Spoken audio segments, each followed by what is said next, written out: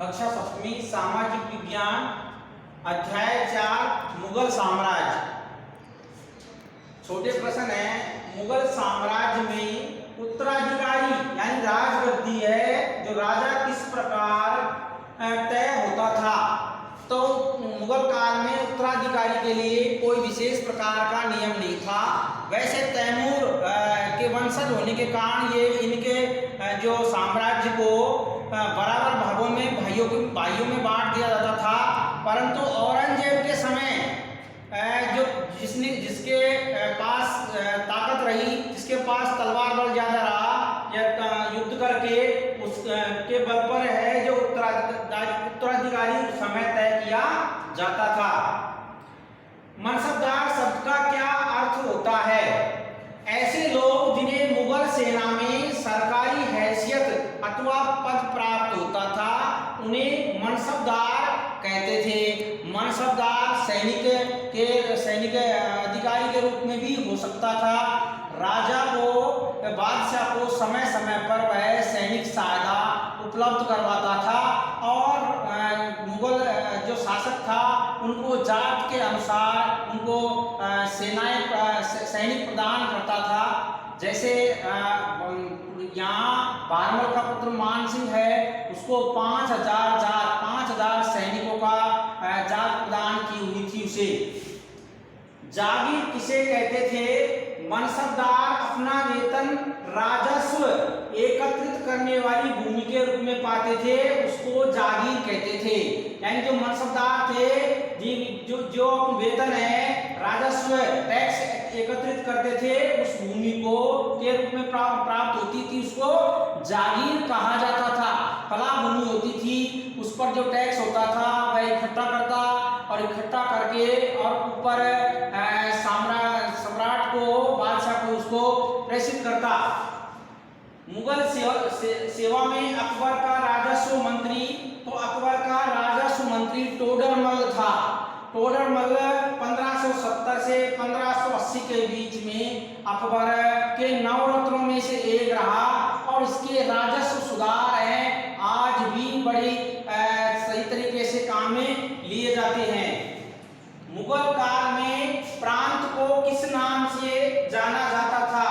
मुगल काल में जो प्रांत होते थे उनको सूबों के नाम से जाना जाता था और इसके जो अधिकारी होता था, इसका मालिक होता था, उसे सूबेदार के रूप में जाना जाता था।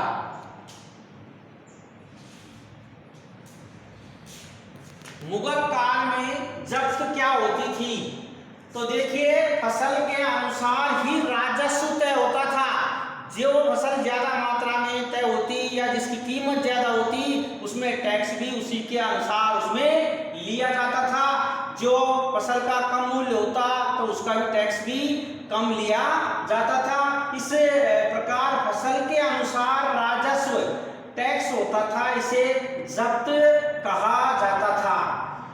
अकबर के नवरत्नों में से एक अबुल फजल की दो प्रमुख रचनाएं कौन सी हैं? तो अब अकबर का जो उस समय नवरत्नों में से एक महान लेखक था जो कि राजस्थान से संबंधित था। राजस्थान में नागौर जिले है, उसमें से ये अबुल फजल था और इसने दो बड़ी रचनाएं लिखी। उसमें अकबरनामा व आईने अकबरी प्रमुख हैं जिनका विशिष्ट स्थान है, आज भी लिया जाता है। मुगल साम्राज्य में दीवान कौन होता था? तो देखिए, प्रत्येक प्रांत में एक वित्तीय प्रमुख होता था, वित्तीय अधिकारी होता था जो कि दीवान के नाम से जाना जाता था। आय व्यय का लेखा जोखा वह स्वयं रखता था। कितने मात्रा में सैनिकों पे खर्चा है, कितना वेतन के रूप में दिया हुआ है, ऐसे संपूर्ण वित्तीय जो कार्यों का लेखा जोखा रखने वाला जो अधिकारी होता था उसे दीवान के नाम से मुगल काल में जाना जाता था। मुगल काल में बख्शी व सदर कौन होते थे?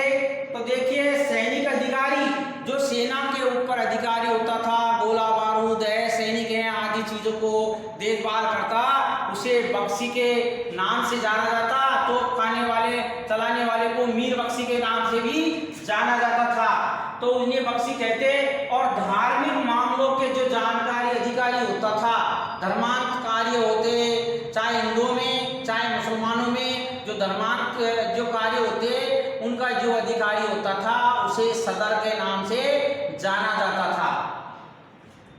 सुलह कुल की नीति किस मुगल शासक ने शुरू की? तो सुलह कुल की नीति अकबर ने जो शुरू की, इसने विशेषकर राजस्थान में वैवाहिक संबंध स्थापित करके किसी को अपने राज्य में शासन में सेवा देने के नाम पर आदि के आधार पर इसने जो सुलह कुल की नीति को अपनाया, जिससे वह अपने राज्य में उसके नियंत्रण में रखा उसे। और इस प्रकार सुलह कुल की नीति के आधार पर अकबर ने यह शुरुआत की और जो आगे चलकर औरंगजेब के समय या औरंगजेब से आने परवर्ती शासक थे मुगल काल के, उनके समय तक यह सुलह कुल की नीति प्रभावी रही। महाभारत का फारसी में अनुवाद है, क्या कहलाया? तो महाभारत का भी फारसी में अनुवाद किया गया। इनकी जो राजकीय भाषा थी मुगल काल में वो फारसी थी, और फारसी जो राजभाषा है उसमें मुगल महाभारत को रज्मनामा के नाम से फैजी एक इनके अकबर के नवरत्नों में से एक था, उसने रज्मनामा के नाम से महाभारत को फारसी भाषा में अनुवाद करवाया। सभी भैया बहन इन प्रश्नों को, छोटे प्रश्न हैं, इनको अपनी फेयर कॉपी में आप उतारेंगे अच्छे लेख में और इसको याद करेंगे।